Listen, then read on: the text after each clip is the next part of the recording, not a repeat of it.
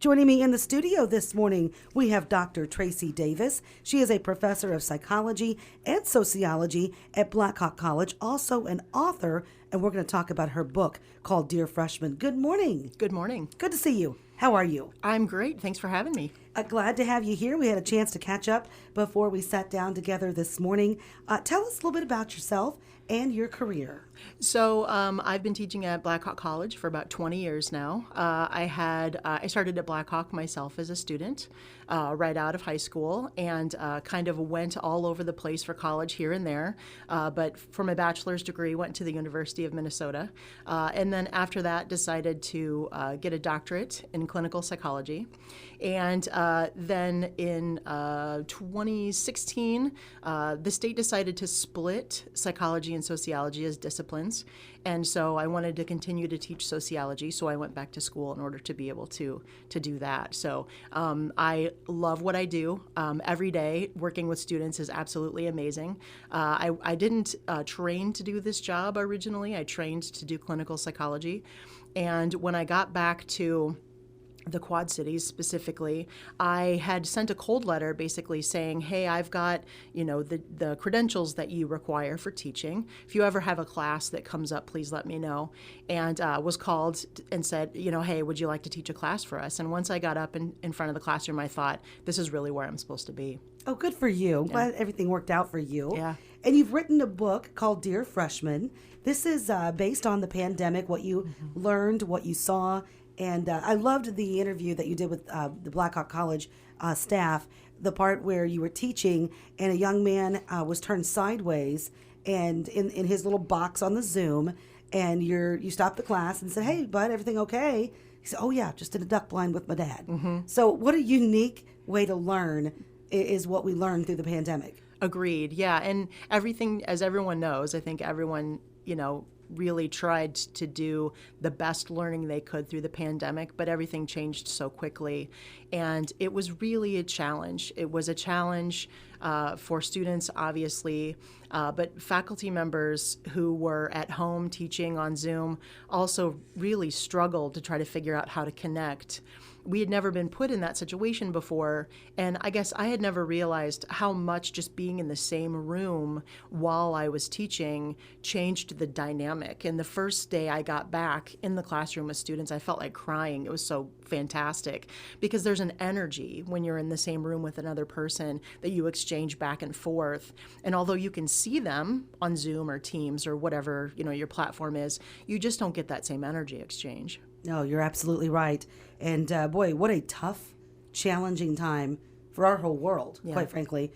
You as a psychologist, sociologist, what did you learn from that time that you want to share with people? What's been some key points now that we can reflect back? So, we saw, I think, what we see in the Midwest when we hit tough times. And this has been my whole life, but I saw this again.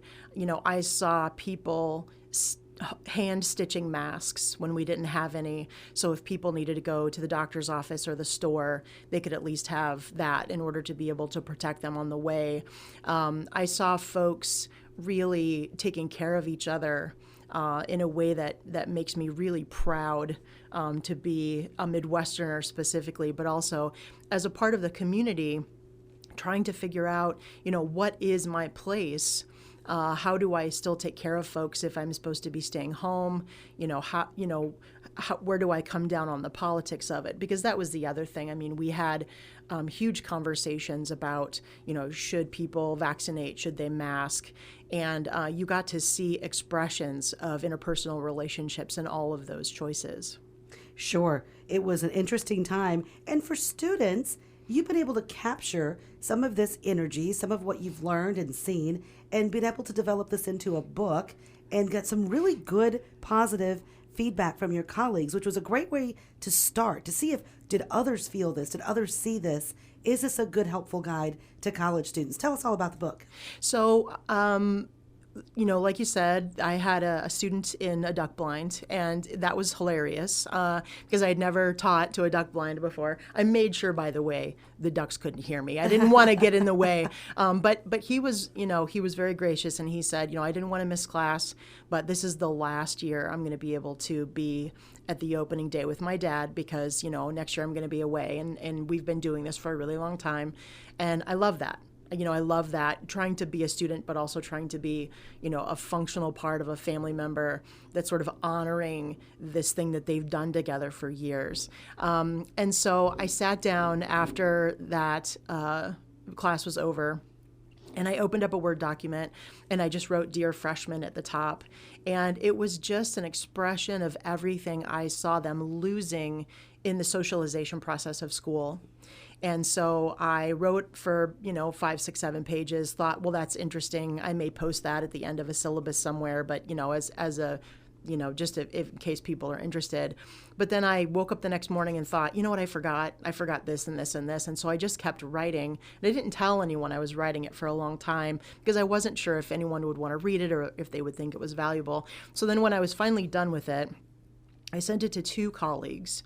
One colleague who I knew would be kind about it no matter whether or not she liked it, and the other colleague who I knew would tell me if it was awful. She's good at tough feedback, and I knew that she would give that to me. And they both said, I want this in the hands of every freshman. We need to figure out how to get it there. And it was so nice because I think for a lot of situations, faculty members will talk about this stuff in the hallways, but we don't necessarily make it formal. We don't tell students, here's how to send a formal email to a faculty member if you are trying to communicate with them. And so they may come in without some of the basic skills. After that, I told other people about the book, and then they read it. I got a lot of recommendations like, here are the top 5 things I think students need to know that they come in not knowing, even pre-pandemic. But now it's especially going to be, different. And so I was able to add those as well. Okay. And you can buy the book where? It's available on Amazon, and you can get it either in a print copy or you can get it in an ebook. The ebook is significantly cheaper than the print copy, but also depending on how you like to read. I like it because I think the students, especially when they get it, they will keep it and then go back to it. So, for example, one of the things it says, if you're going to go to the registrar's office, what do you need to take with you? And there's a list. So if they've got the book, then physically they can just flip back and say, okay, I'm going to the registrar's office. Here are the things I need to take. So it's a nice, like a reference guide for those situations. Okay. And we're talking with Dr. Traci Davis. She is a professor of psychology and sociology at Blackhawk College and also an author of the book Dear Freshman, available on Amazon. I see you have a page marked. Would you like to read an excerpt from your book to give people an idea about the book Dear Freshman? I was thinking that what I would do is I would take a look at the chapter that gives students all of the suggestions that I generally have to give them. So we've got some real tangible ways to make your freshman experience the best that it can be.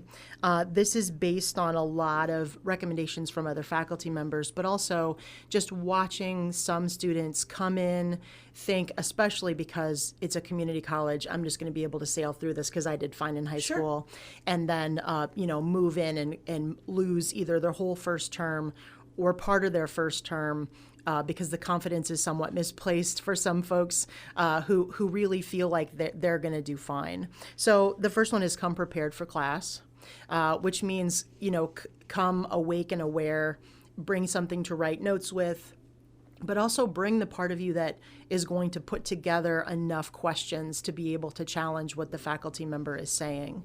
So when I first started at Blackhawk, some of the senior faculty members had taught during the 60s and the 70s.